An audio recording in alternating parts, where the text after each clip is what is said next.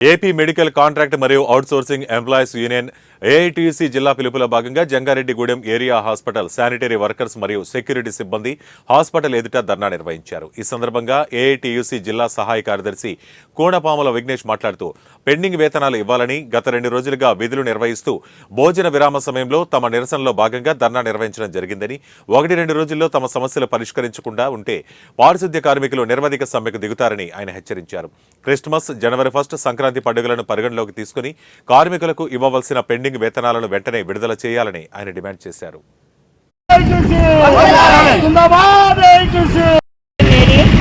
మరి జంగారెడ్డి ఏరియా మరి 4 నెలల నుంచి జీతాలు లేవు మాకు. ఈ 4 నెలల నుంచి జీతాలు లేకుండా మేము అందరిని అడుగుతున్నాం కనుక మాకు ఎవరు కొట్టుకాడు అరుగులు ఎత్తలేదు ఎవరన్నా.